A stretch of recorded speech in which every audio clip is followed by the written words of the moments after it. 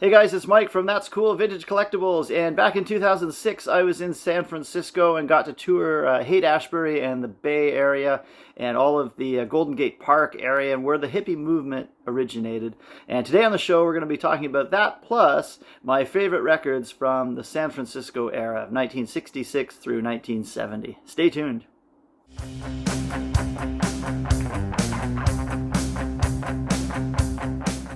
Well, in 1966, 67, and 68, San Francisco was the spot where music was being changed and reimagined. And just like the song that Scott McKenzie wrote, everybody was going to San Francisco with flowers in their hair, and it ultimately changed the music industry. Before this period, rock and roll bands, when they wanted to make it big, dressed in uniform and knew somebody at a record label and kind of got themselves a record deal and were very professional and polished looking on stage. And when the San Francisco movement started, it was almost like these musicians didn't even know that happened. It was so removed from the mainstream era of the time.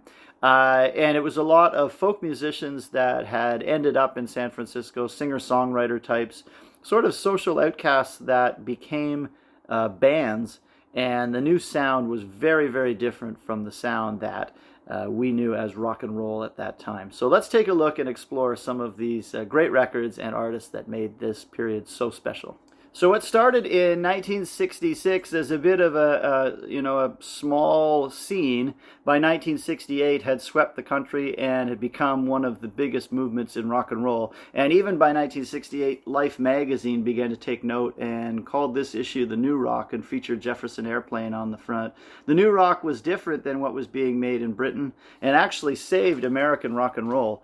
And at the time, this was a lot of folk musicians that were playing singer-songwriter style music to electric guitars and psychedelic influences, and it was a different sound and combination of sounds that made a whole new genre of music. And if you were to start building a record collection from this period, this is my top choices for records that I would include in the collection and what I think makes the ultimate San Francisco bands collection from 1966 through 1970, which is just a very pivotal period in rock and roll history. And these are records that I would go and look for, and if I were building my collection again, which ones I would find to sort of piece together for that. So I hope you enjoy that, and here we go. Let's take a look at the list. So some worthy mentions for our list for the kind of the groups that got things going. I would say the Syndicate of Sound, the Chocolate Watch Band, the Great Society, the Mojo Men, Sons of Champlin, Flamin' Groovies. These were all bands that were starting out in the Bay Area or relatively close by and had minor success right at the start. Couple of really worthy mentions would be the Count 5, and I would start my collection with that one. Even these guys they're from San Jose, which isn't that far away from San Francisco, so they had a big hit with Psychotic Reaction, and this album did a lot in that sort of 1965 era, and it was one of the first psychedelic rock albums, so that's one to start with for sure. There was a band called the Charlatans that was from San Francisco that actually were, to me, where it should start. That's the band that I would try to build my collection starting with. And oddly enough, I don't have that one. I've never been able to find that record, but the Charlatans were the band that kind of put San Francisco on the map. Another Bay Area San Francisco band that was very early in the game were the Beau Bremels, and they had a hit with a song called Laugh Laugh. And introducing the Beau Bremels, they were still trying to mimic the British sound and trying to be a British band in America. And it was kind of the one that did bridge the gap between the two countries for a little while in this region. And it's a good album. It's a good sort of pop rock record where there's a little bit of garage influence here and some psych influence, but a good place to start your collection. And we're going to take things right from here with the Count 5, the Beau Bremels, and if you can find that other one, the Charlatans would be on my list as well as the first three to start with from the San Francisco scene. When you tour the area of Haight-Ashbury, this is a neighborhood in San Francisco where basically the hippie movement started, and a lot of bands lived here. Janis Joplin lived here. And that's a picture of her house. The Grateful Dead lived here. A lot of bands lived in this area. And this was a neighborhood that eventually, when you walk down the street, you end up in Golden Gate Park, where a lot of rallies were held, and human beings, they were called at that time, were being held. It was a lot of speakers and poets and things like that. It was sort of a throwback to the beatnik generation, and a lot of the ideas came from that era. And the music came out of this neighborhood, and today when you go through the neighborhood, it's still a lot of head shops and just sort of crazy things that you don't see on a normal street in a city. And it's been kept, I guess, for tourism, as sort of this crazy place. There's still a Goodwill, which is kind of cool. And it's just a wild place to kind of walk around. So it's no wonder the music out of this scene was so unique and different, because the street certainly is. Okay, so first up, I'm going to talk about Jefferson Airplane and Surrealistic Pillow. I'm just going to try to choose one record per band for this list, and I guess it's probably a pretty obvious choice, but this might be the ultimate San Fransisco album, let alone the band. This is the album that really helped to put that scene on the map, and songs like Somebody to Love and White Rabbit were certainly very influential on the music world and for bringing attention to that area and that scene. So this would be high up on my list for compiling a record collection of San Francisco-based bands from that period, and Surrealistic Pillow by Jefferson Airplane is one that should be on everybody's record list, regardless of what you're trying to put together. That's just an album everybody should own. Next up, Sly and the Family Stone, who I think were actually from Oakland, but certainly made it big out of San Francisco. And this is an album that I would put my choice from that band. Sly, of course, R&B and soul fused together, a little bit of psych in there as well, and just kind of pretty good grooves, funk. I would pick that as my choice from them for this list. And up next, a band that was actually from LA but made it big out of San Francisco, Moby Grape and Skip Spence, his outfit. This to me is their best record, and the one that really challenged everything on the scene, and it was a very different record. So Moby Grape and their debut is the one I pick for them to be on my list.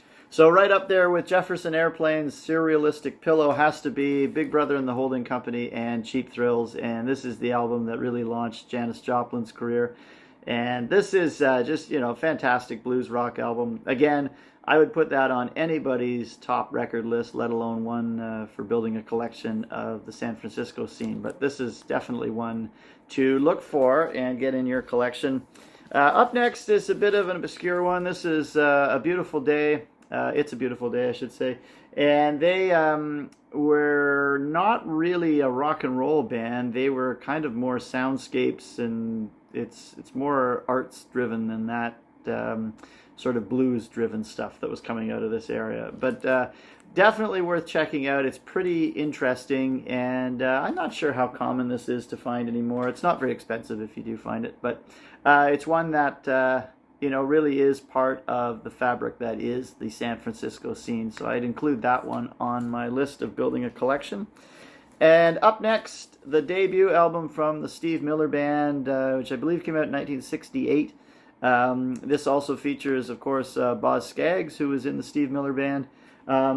This record is a little bit of the era. When you listen to it now, it's certainly a little bit dated, but at the time was very much at the front of where this sound was coming from, and one of the most influential records made at that time. So pretty interesting listen. Sort of the first bunch of Steve Miller records, there's kind of really, really good stuff, and then there's stuff that doesn't hold up very well anymore on there as well. But I like this first one as an example of their early work, and it's just one I would have on my list for the San Francisco collection.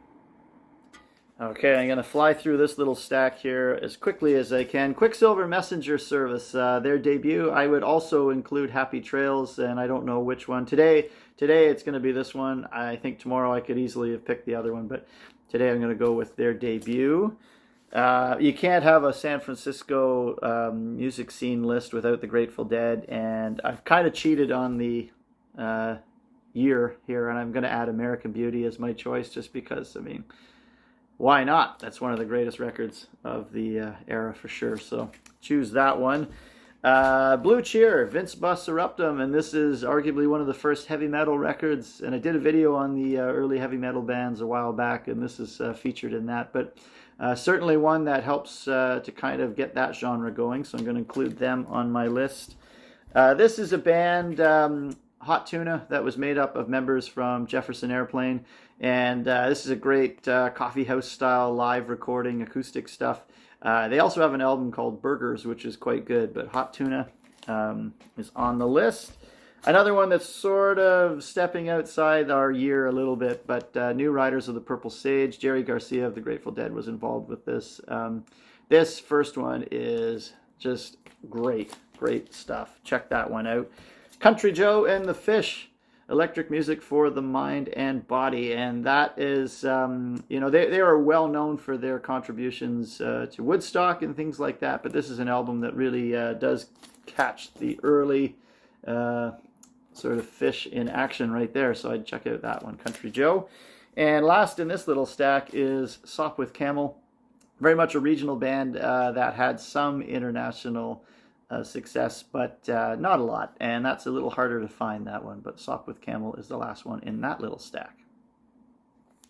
Okay, and the last little stack of records here for you for my list of the best of the San Francisco scene. We have Savage Resurrection. Now this is a little bit obscure and difficult to find, but this is just a beauty of an album, and came out of San Francisco in '67, I believe. That one's worth checking out for sure. The first Boz Scaggs solo record, just called Boz Scaggs, after he left the Steve Miller Band. Definitely great R&B stuff on here, and really worth a pickup, that one. And last on my list is the incredible debut from the Santana Band, and this album just rocks in so many ways, and it's just phenomenal. So that one I'm sure you've read about and heard about. It's just a fantastic listen. So there you go. That's my list of records that I think define the San Francisco sound of 1967 through to 1970. Or I guess 66 to 70. And that is an era of rock and roll that really produced a scene, and not only musically, but also the image as well of the hippie movement and everything else that came out of San Francisco. So an amazing collection of artists and a very unique sound, and something I think you'd all enjoy listening to. So there you go. That is my look at the music of Haight-Ashbury and the San Francisco sound. If I forgot somebody, please leave it in the comments. There are other bands I didn't mention that, not that they're not worth mentioning. Bands like Cold Blood for sure would be maybe somebody you could chat about and use on this list as well. So there you go. If you are inclined to, please like and subscribe. I talk about all things on this channel that are collectible, including rock and roll and records, instruments, sports memorabilia, pop culture, vintage antiques, and more. And if you like that kind of thing, give us a like and subscribe, and we'll see you next time. Keep on collecting.